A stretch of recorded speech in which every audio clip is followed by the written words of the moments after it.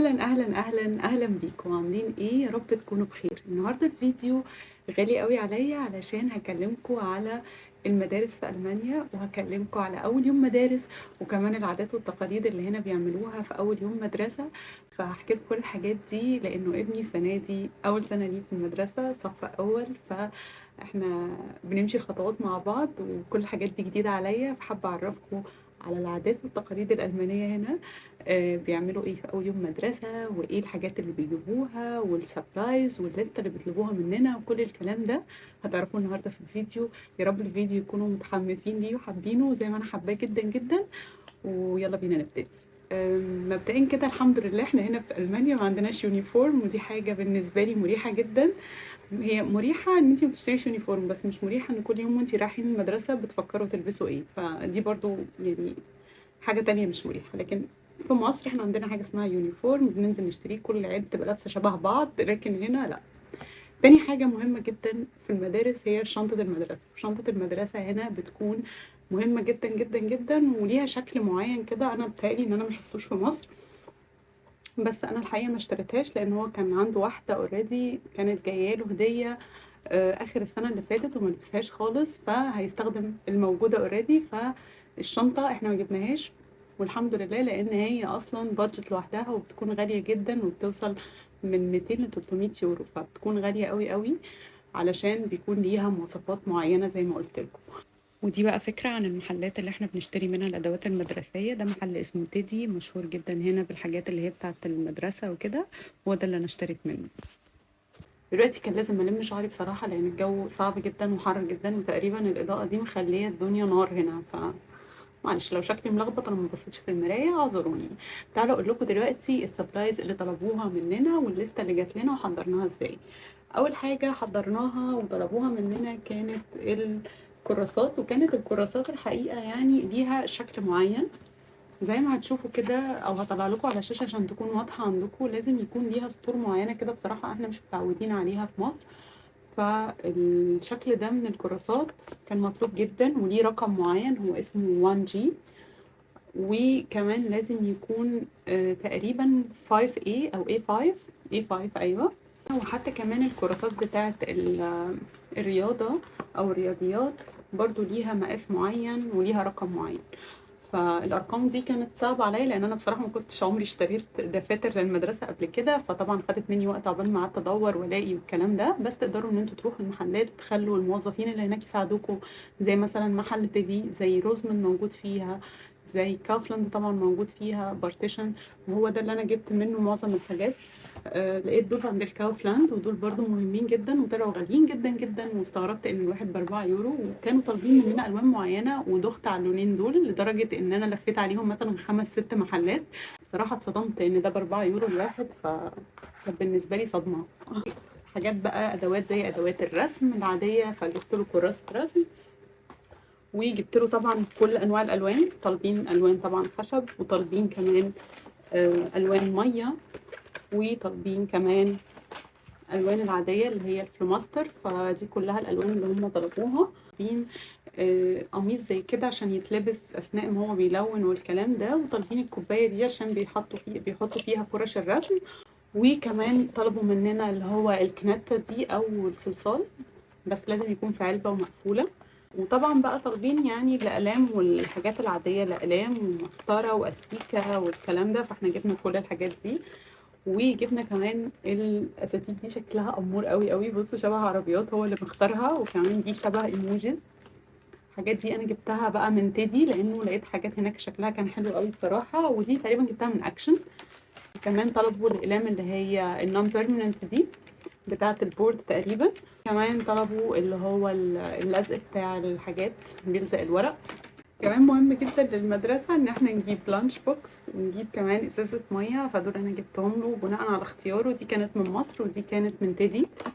هم طالبين في الحاجات بقى ملابس رياضية، وطالبين مهم ان يكون عنده تي شيرت رياضي مكتوب عليه اسمه من قدام ومن ورا، which is غريب برضو عليا لانه ما عنديش هنا مكان ممكن يكون بيطبع، او انا ما اعرفش، ومحتاج الموضوع اونلاين وياخد وقت والكلام ده كله.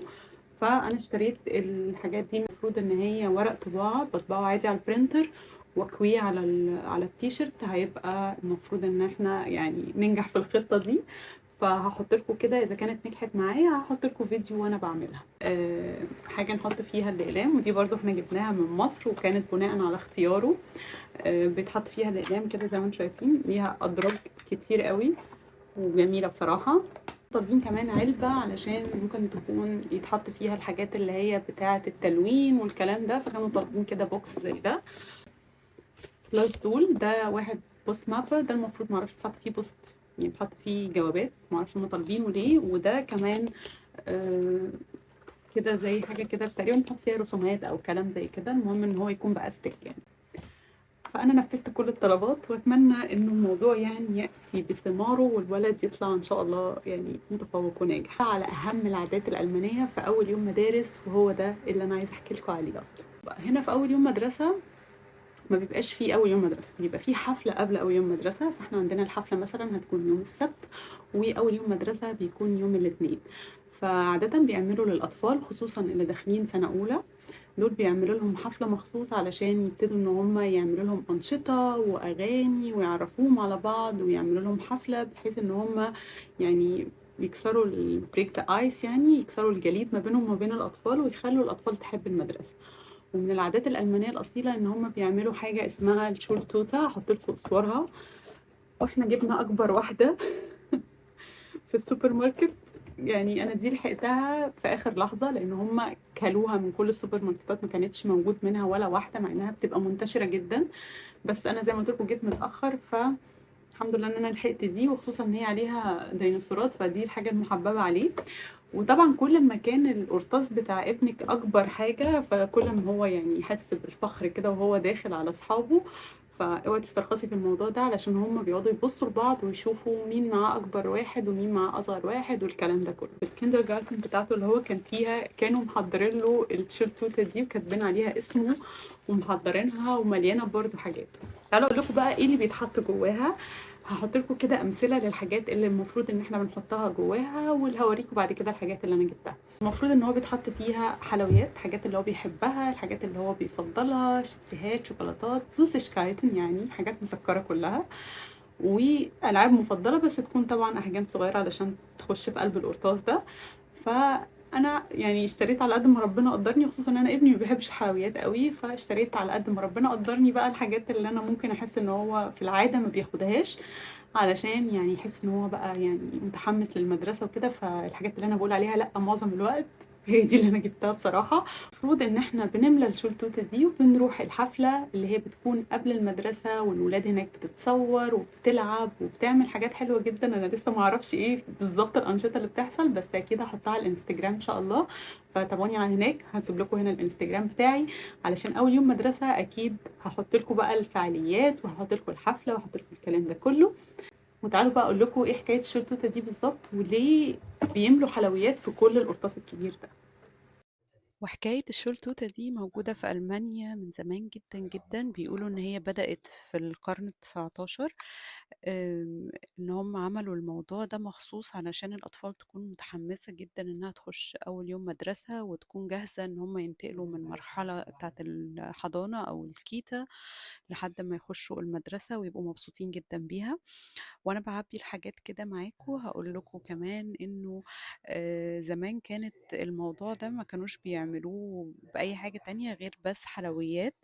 والمفروض ان الطفل ما يفتحش الشورت توتة بتاعته او اللي هي السكر توتة دي في المدرسة، لازم يفتحها في البيت علشان لو كانت الاهل حاطين فيها حاجات رخيصة ما يبقاش فيه مقارنات وكده، فهم عاملينها بالطريقة دي. وبيقولوا انه زمان كانت الناس بتحط اول حاجة خالص اختراعها يعني كان للموضوع ده. كانوا الاهالي بيعلقوا القراطيس دي على شجرة في المدرسة ويخلوا الطفل يقطف واحد، ولو هو عرف ياخد واحد من على الشجرة معنى كده ان هو جاهز لدخول المدرسة. بس مع الوقت اتطورت وبقت بالشكل اللي انتوا شايفينه في الفيديو ده، وهي دي حكايتها. وبصراحة عجبتني جدا وحاسة ان هي حاجة حلوة لتشجيع الأطفال. بس المفروض ان احنا نربطه هنا كده ويكون جاهز. الفيديو ده كان علشان أوثّق ذكرى حلوة عندي في حياتي، وكمان أخلّيكم تشاركوني فيها، لإني باحبكم جدًا، جدًا، وحابة إن أنتم تشاركوني كمان الذكريات الحلوة دي. وحبيت أشارككم كمان العادات والتقاليد اللي موجودة في البلد اللي أنا فيها، علشان تكونوا عارفينها لو أنتم في يوم من الأيام هتيجوا هنا، أو لو ليكم حد هنا، تشوفوا إزاي اختلاف الثقافات، وإزاي من كل بلد لبلد بتكون حاجة مختلفة. وما تنسوش تتابعوني على الإنستجرام علشان أحط لكم يوم الحفلة، وأحط لكم كل الفعاليات بتاعة أول يوم في المدرسة. واكتبوا لي تحت كومنت حلو يشجعني، وأشوفكم على خير. باي باي.